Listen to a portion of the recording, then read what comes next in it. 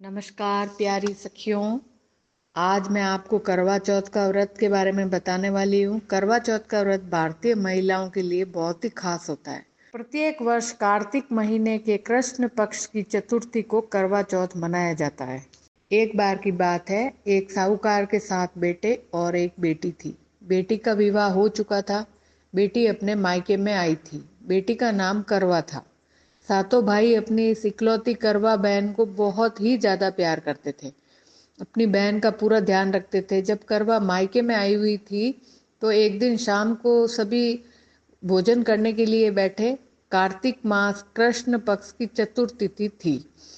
अतः घर में साहूकार की सभी बहुओं ने और साहूकार की बेटी करवा ने ये चौथ का व्रत रखा हुआ था। जब साहूकार के सभी बेटे भोजन के लिए बैठे तो उन्होंने अपनी बहन को भोजन करने के लिए कहा।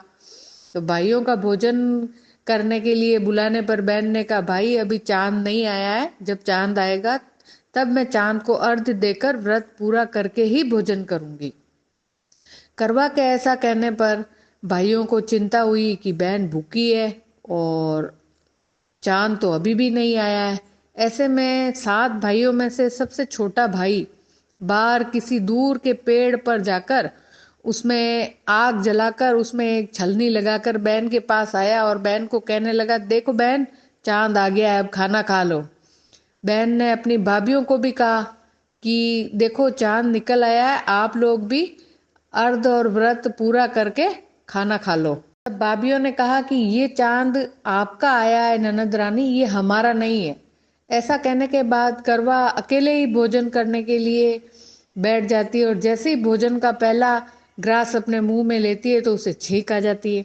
दूसरा ग्रास मुंह में लेती है तो उसमें बाल निकल आता है। इसके बाद जैसे ही भोजन का तीसरा ग्रास मुंह में लेने को लगती है तो उसी समय उसके ससुराल से न्योता आता है कि उसके पति का स्वास्थ्य बहुत खराब है और वह शीघ्र ही अपने पति को देखने ससुराल आ जाए। इसके बाद उसकी भाभी उसे सच्चाई बताती है कि उसके साथ ऐसा इसलिए हुआ क्योंकि उसने करवा चौथ का व्रत तोड़ दिया था।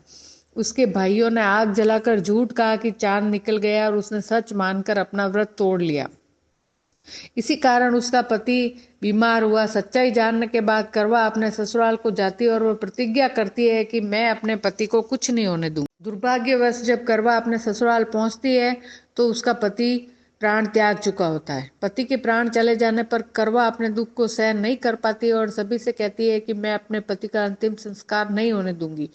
मैं अपने पति से दूर नहीं रह सकती। मैं एक पतिव्रता और सतीत्व की शक्ति से अपने पति के प्राणों को वापस लाऊंगी। करवा की इन बातों को सुनकर सब उसको पागल पागल बोलने लगते हैं और करवा के पति को शमशान में अंतिम संस्कार के लिए ले जाते हैं।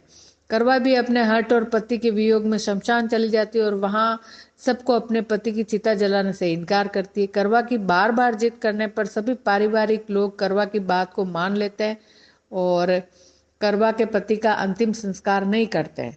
सब घर पर चले जाते हैं। करवा अकेले मृत पति को लेकर दूर कहीं झोपड़ी में रहने लगती है और अपने पति को जीवित करने के लिए भगवान की पूजा व्रत आदि करने लगती है। 1 साल बीत जाता है। करवा उसी दिन का इंतजार करती है जब उसने अपने मायके में चतुर्थी का व्रत तोड़ा था। 1 वर्ष बीतने के बाद जब फिर से वही कार्तिक मास की चौथ का दिन आता है तो करवा अपने पति के प्राणों के लिए निर्जला करवा चौथ का व्रत रखती है। करवा अपने पति को पुनर्जीवित करने के लिए माँ जगदम्बा से प्रार्थना करती है कि मेरे पति के प्राणों को वापस लाए, मुझे मेरा सुहाग वापस लौटाए। जब करवा का यह व्रत पूरा होने को रहता है तो उसके व्रत से माँ प्रसन्न हो जाती है और उसे कहती है, यदि तुम अपने पति के प्राणों को वापस पाना चाहती हो तो अपनी सबसे छोटी भाभी के पास जाओ, वही तुम्हारे पति के प्राणों को वापस ला सकती है। क्योंकि करवा का व्रत तोड़ने का कारण उसके सबसे छोटा भाई ही था। उसी ने पेड़ पर अग्नि जलाकर बहन को झूठा कहा था कि चांद आ गया है। अतः करवा अपनी सबसे छोटी भाभी के पास जाती है और उसके पाँव को पकड़कर कहने लगती है कि मुझे मेरा सुहाग वापस दिलवा दो।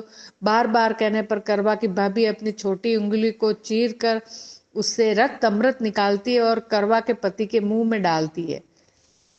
ऐसा करने पर करवा का पति जय गणेश जय गौरी, जय गणेश जय गौरी कहता हुआ पुनर्जीवित हो जाता है।